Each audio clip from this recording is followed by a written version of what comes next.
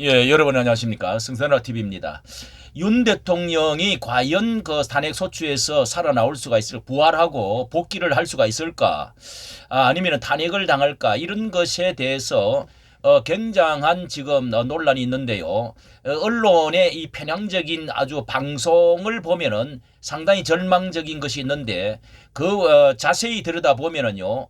이 여의도 저기 이제 광화문의 시민들의 모임의 결집만 보아도 굉장한 그 이제 그것이 살아나고 또 외국의 모든 이제 국제적인 그 관심만 보아도요.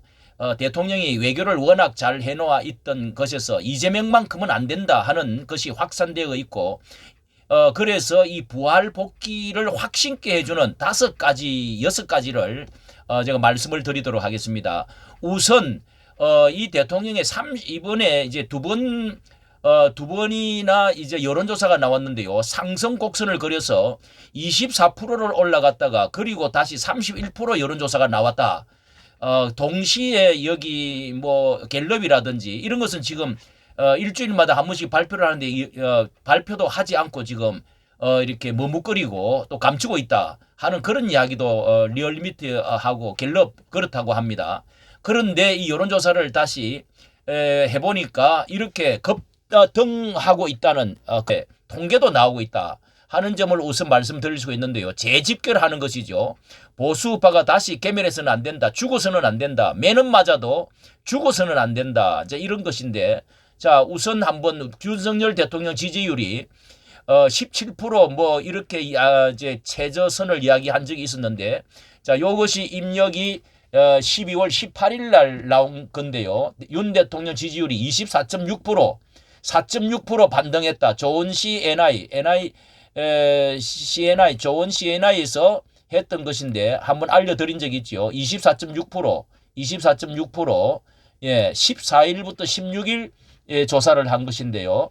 여기에 대해서 일주일 전에 비해서 4.8% 상승했다 하는 것을 전에도 알려드렸고요. 이런 상승 곡선을 시작해서 이 소추가 되고 난 이후에 그 다음에 놀라운 것은 지지율이 31.5%가 나왔습니다. 탄핵 국익 도움은 안 돼 하는 것이 30.4%. 요것은 이제 공정에다가 부탁했던 펜앤마이크에서 이렇게 조사를 한 결과인데 31.5%로 치고 올라갔습니다. 자 여기에 도표를 잠시 보면은요. 선생님께서는 윤석열 대통령을 어느 정도 지지하십니까? 자, 이 공정하게 이렇게 물었는데, 자 이렇게 이제 이명을 실시를 18세 이상 1,004명을 대상으로 실시한 조사인데요. 어느 정도 지지하는 물음에 지지한다가 31.5%, 예, 지지하지 않는다가 66.3%. 어쨌든 이게 30%가 올라갔다는 것입니다. 31.5%. 예. 1번과 2번을 지지하는 편이다. 예. 자, 이렇게 해서 31.5%가 올라갔다. 윤 대통령의 탄핵과 국익에 대해서는 국익에는 탄핵하는 국익에 도움이 된다고 생각하십니까? 안 된다고 생각하십니까? 해가지고 도움이 되지 않을 것이다가 비슷하게 이렇게 나온 것이죠. 비슷하게. 자, 이런 놀라웠게 31%뭐 이것이 또 다른 이제 이렇게 부정적으로 보는 데가 있겠지만은 이게 이제 많은 사람들의 이야기로는 40%가 올라가 버리면은요. 40% 올라가면은 아무리 탄핵 이제 그 재판소에서도 헌법재판소의 판사들도 거기다가 또 이 광장에서 이처럼 엄청난 사람이 모이고 되면은 재판관들이 결코 이게 무시할 수가 없다고 이건 다시는 이렇게 할 수가 없다는 것입니다. 옛날 박근혜처럼 그렇게 되어질 수가 없는 상황이 여러 가지가 있는데, 자 여기에 한번 보도록 하겠습니다. 그리고 싶은 것은 이재명과 윤석열의 싸움에서 시간은 사실 3월 뭐 대선이다 4월 대선이다 할 때 윤에 지금 유리하다. 180일을 안에 뭐 어쨌든 하면 되니까 같이 미루고 있는 영장을 받지를 않는다든지 하는 것은 비슷한데요. 어쨌든 이재명은 지금 급하게 되어진 것이 이미 선고가 이 4월 중으로 선고가 되어져 있고 이 대통령 선거가 되어지고 나면은 확정되어지고 나면은 뭐 더 이상 피할 길이 없는 것이죠. 대통령은 180일인데 이것이 이제 시간과의 싸움이다. 이렇게 지금 하고 있기 때문에 이 조급하고 황당해하고 있는 것은 이재명 쪽입니다. 그리고 보수 우파가 절대 이제 개멸되면은 이렇게 안 된다 하고 결집하고 이제 결집을 하고 있다 하는 것을 지금 알 수가 있는데요. 이재명에게는 넘겨줄 수가 없다. 이재명만큼은 안 된다. 자, 이것이 너무도 강한 이제 부정이 있기 때문에 지지율 40%만 되면은 헌법재판소에서도 절대로 탄핵시킬 수가 없다는 것입니다. 그리고 또 한 가지는요. 이 한덕수 권한대행에 대해서 탄핵을 한다. 이렇게 해서 뭐 기고만장해가지고 대통령 권한대행도 이제 탄핵을 하겠다. 탄핵 지금까지 22번이나 탄핵을 부르짖어가지고 사람을 탄핵을 시켰다는데요. 자, 그러면은 모든 사람을 다 탄핵하는 이런 그 입법 독재, 국회 독재가 누가 주동으로, 자, 누구 때문에 이렇게 하고 있는 겁니까? 그건 천하가 다 알듯이 이재명 이 방탄 때문에 그런 거 아닙니까? 방탄 때문에. 그가 대통령 세우려고 한 사람 때문에 오늘날 이 모든 문제의 원인이 여기서부터 촉발되어진 이 원인자입니다. 원인자. 예. 그러니까 여기 권한대행을 탄핵시키는데 원래는 이게 이제 뭐 151석이면 된다 해가지고 그렇게 이제 기고만장을 했던 것이 여기에서부터 찾아냈다는 것입니다. 대통령 권한대행이 151석으로 탄핵을 시킬 수 있겠는가? 그리고 아니면은 200명으로 해야 되는가? 자, 이것 가지고 굉장한 논란으로 연구를 했는데 이게 이제 이 주석 헌법재판소법이다 하는 이런 것이 나왔습니다. 자, 여기를 한번 보시기 바랍니다. 주석 헌법재판소법이라는 책이 있는데요. 자기들이 이 책에서 자, 헌법재판소 헌법재판연구원이라고 하는 이 책에서 자신들이 찾아낸 것이 총리는 151석으로 이렇게 탄핵을 할 수가 있다. 그런데 이 총리는 151석이지만은 권한대행은 이 권한대행이 두 개를 갖고 있다는 겁니다. 하나는 이제 총리로서의 아직까지 가지고 있는 게 있고, 이제 권한대행은 일시적인 거니까요. 대행으로서는 분명히 200석이 돼야 된다는 것이 여기에 이제 줄을 치는 데를 보면은요. 그들이 이렇게 찾아냈다고 했는데 이게 이제 잘못 찾아내 가지고 총리를 151석 우리 당만 가지고도 172석 179석만 가지고도 얼마든지 할 수 있다 했는데 이게 아니라는 겁니다. 예, 권한대행 탄핵이 200명이 돼야 된다는 거죠. 자, 권한대행자 자신의 본래 직무 집행 중의 위법 행위에 대해서 본래 신분으로서 본래 신분이 국무총리지요. 탄핵이 대상되는 것은 물론이다. 그런데 대통령 권한대행의 경우는 본래의 그러니까 총리지요. 대한 탄핵 발의 의결에 필요한 정족수보다 더 가중된 더 커진 정족수를 충족해야 하므로 요게 200석으로 가야 된다는 겁니다. 왜? 대통령 지금 대행자이기 때문에 탄핵된 길과 원래의 신분을 잃는다 하여 원래 신분은 총리는 신분을 150석으로 읽을 수 있는데 살아있는 것은 대행자에게 불리한 점은 없다. 대행자는 아직까지 살아있다는 것입니다. 대행자는. 그러니까 두 가지 것을 총리와 권리 대행자, 대통령 대행자로서 두 개를 가지고 있는데 그것이 총리로 151석을 주고도 권한 대행은 살아있다. 살아있다는 것은 역시 200석이 돼야 된다 하는 것을 자 여기 주석헌법재판소에서 이렇게 했을 뿐만 아니라 여기서 확실히 명시가 되어져 있는 이런 것 그리고 지성호 한국헌법학회에서 얼마 전에 이 문제로 발제를 했는데요. 탄핵 정족수가 200석이다 하는 것을 분명히 했다는 것입니다.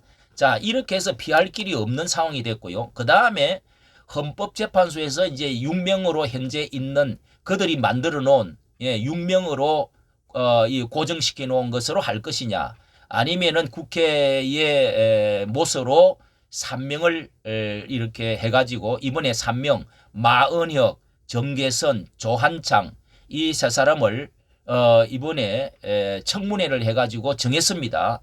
정해가지고 이 3명을 총리가 임명을 해주어서 총리가 임명을 해가지고 헌법재판소 9명으로 만들 것이냐. 원래는 9명인데 그들이 6명으로 만들어 놓은 거 아닙니까? 탄핵 시킨다고 해가지고. 자, 언론 위원장이며 여러 사람을 탄핵하는 가운데 6명으로 걸쳐놨다가 지금 급하니까 3명을 이렇게 임명 동의, 청문회를 마쳤는데 이거를 총리 권한대행이 대통령이 임명을 해야 되니까 대통령 권한대행으로서 임명해달라 하는데 이게 이제 대통령의 손에 또 한덕수 권한대행의 손에 달려버린 것입니다. 자, 여기에서 이제 국힘당은 만약에 그걸 임명을 하게 되면은 헌법 소원으로 가겠다. 이렇게 지금 주장을 하고 또 이렇게 말합니다. 국힘당은 탄핵 소추인인 국회가 탄핵 소추를 했지 않습니까? 국회가 헌법재판관을 추천한다는 것은 검사가 판사를 임명하는 것과 같다. 검사와 판사 같은 별인데 검사가 판사를 임명하는 거나 같다. 이것이 얼마나 합리적인 이야기입니까? 그러니까 권한대행 한 총리가 한 권한대행이 이것을 임명을 안 하게 되면은 6명으로 해야 되는데 6명 중에서 대통령이 지명한 사람이 있고 거기는 분명히 한 명만 6명 중에서 한 명만 이 반대를 하면 탄핵 반대를 하면 기각이 된다.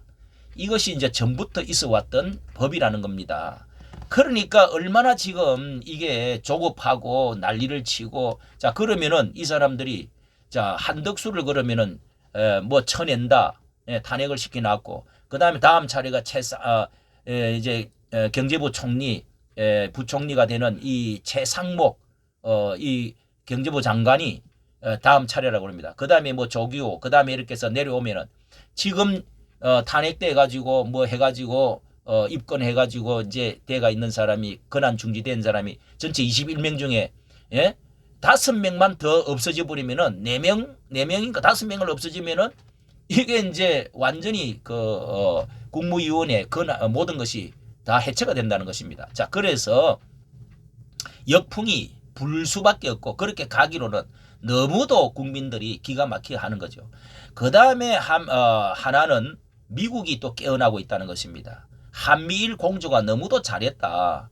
이거는 그리고 앞전에 문 대통령에게 이 좌파 정권에게 주사파 정권에게 쏘갔다는 이런 게 그리고 북중로로 가서는 안 된다 하는 것은 미국 전체가 다 원하는 것이고 전 세계가 그렇게 원한다는 것입니다. 이번에 초청받았던 조정훈 국회의원 그다음에 정강훈 목사 그리고 또 한 사람 또 이것도 이 여당 측의 사람인데 일반 어떤 사람이 또 이렇게 초청을 받은 것만 봐도 알 수가 있다. 자, 이런 말을 하고 있습니다.